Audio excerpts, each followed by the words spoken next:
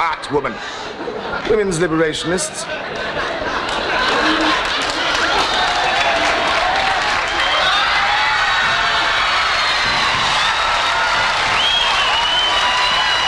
Some Tonight Show walk-offs were funny, but others were out of pure anger and frustration. These are celebrities who stormed off The Tonight Show. Shelley Winters walks off after dumping her drink on Oliver Reed.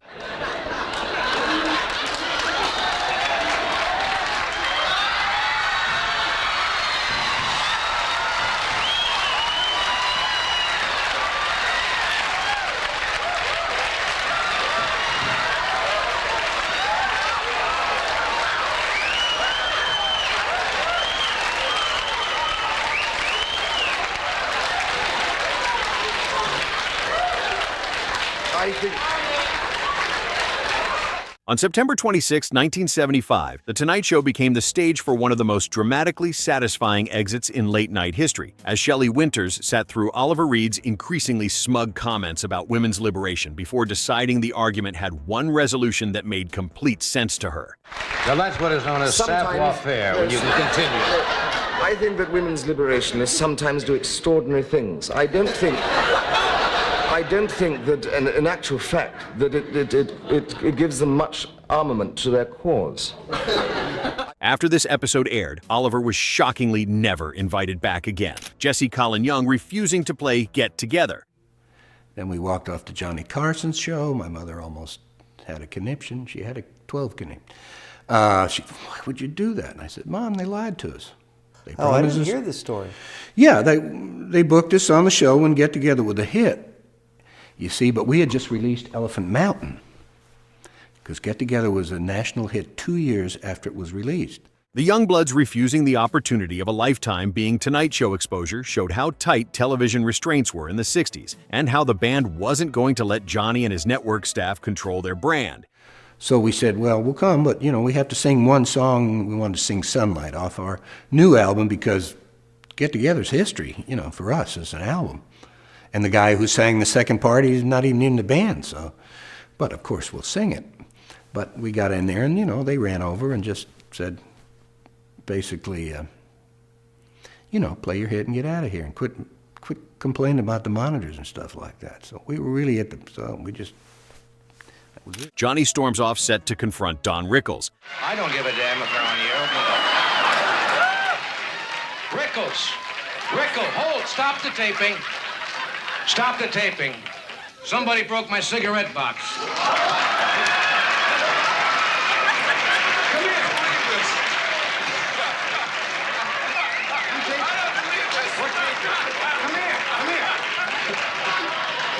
We're taping. I just started the show. I picked my box up off my desk that I've had for 9 years. My box is broken. They told me you broke it on the show last night. Well, I really... Don Rickles damaged Carson's cigarette box during a Bob Newhart guest host appearance, and the next night, Johnny left his own desk to go find and confront him live. No, but I'm sorry about the box. I will come up with something. Well, I hope so. But just keep me on your show. You mean so much to me. Can I? No, please. No. Don't humble yourself. Please, I want to be with you so bad. Don't humble yourself, brother. I want something back. Okay, carry on. Help me. Carry on. Good seeing you. Johnny Carson.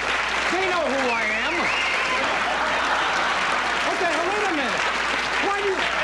Why do you always do that? Johnny Carson. They know who I am. Don Rickles. What is that? Do your show. The cameras follow Carson across studio lots to Rickles' sitcom taping in a comic ambush, where Rickles, who usually was impossible to silence, suddenly had to react like a student caught by the principal, while the affection between them keeps every glare from turning into actual anger. Fred DeCordova storms off after Carson bombs his set. Brooke Shields is going to be one of 1,100 freshmen at Princeton University. She will graduate, I guess, in 1987. And I understand she's going to study high tech, so she'll always be able to get a job.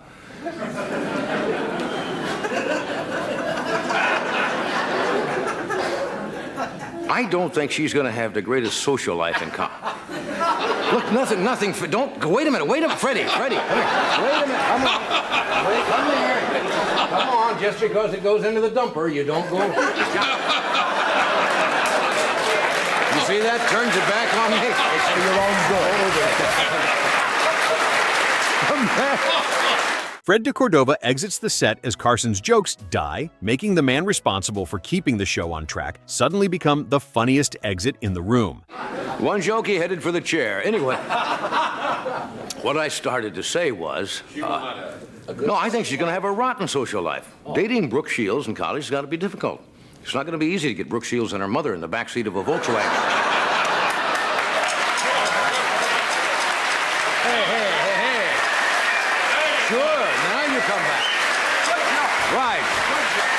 Carson pulls the audience into the flop instead of hiding from it, which gives DeCordova's departure a second punchline since the person behind the curtain abandoning the production gave Johnny better material than anything in the original failing segment. Steve Martin does the Politest walkout. Steve Martin politely announces in the middle of the interview that he's got to leave, treating the whole thing like an appointment he can casually walk away from with almost no explanation, as Carson plays the pause after Martin's departure like a professional, letting the empty space become the joke itself. Jack Paar's legendary exit.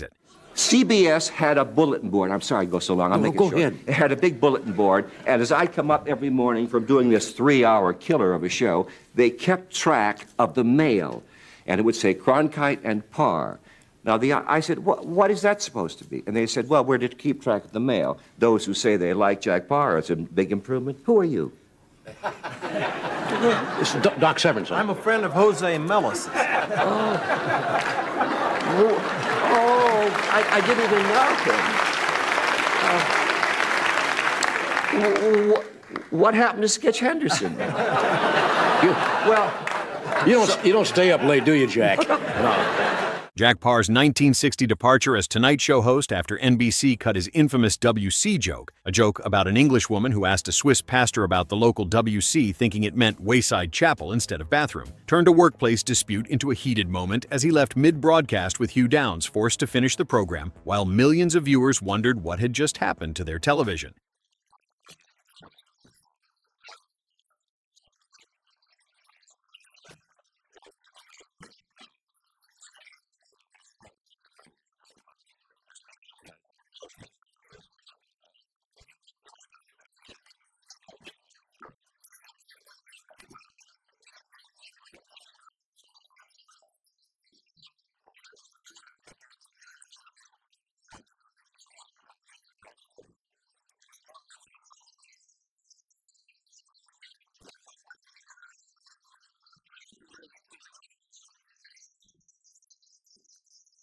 His comeback line when he returned on Johnny Carson transformed what could have been a career embarrassment into a defining moment while establishing the template for every dramatic exit the show would see under Carson for the next 30 years. The emotional volatility of Paar's exit contrasted sharply with Carson's cooler professional composure, making the before and after comparison useful for understanding how the show's culture evolved between hosts. Tommy Smothers walking on as Johnny Carson instead of off of. That's lying. Why are you lying to these people? What? Why are you lying to the people? Why are you lying? Look in the camera. Tell them, why are you lying? National policy. Would you stop this business? Tommy Smothers reverses the entire walk-off format by entering as Carson, rather than abandoning the couch, making his appearance its own kind of departure from standard Tonight Show protocol that nobody in the crowd quite anticipated. Instead of storming out, he briefly steals the host's identity, making the guest entrance as a playful occupation of the space that Carson controls completely, and usually never shares. You want me to walk down the street? Okay. I don't even know the It doesn't bit. make any difference. Give it a name. Okay, Main Street. Main Main's Street. We're fine, walking down Main sure. Street. Okay, here we go. That's all I want to know. Here goes my brother walking down Main Street. Whoa! Hi, Dick. Oh, hi, Tom. Guess what? My dog had pups. Was it your Cocker Spaniel? Carson's reaction gives the clip its warmth with the real host watching a guest borrow his exact gestures and phrases on live television without appearing to mind even slightly. Smothers had a complicated backstory with CBS censorship from his own canceled show, which gave his Tonight Show appearances a deeper layer since he was visiting the stage of a host whose show had never been taken away by a network decision. His classic impersonation of Johnny carried an irony beyond simple comedy, since a man who lost his own show was briefly sitting in the chair of one that had never been canceled, while everyone in the room understood exactly exactly what that meant. The bit shows how much creative latitude Carson allowed guests who had genuine chemistry with him, since most hosts wouldn't comfortably watch a guest occupy their professional identity on live television in front of a full studio audience who paid to see the original. Burt Reynolds and Carson's iconic Walkout.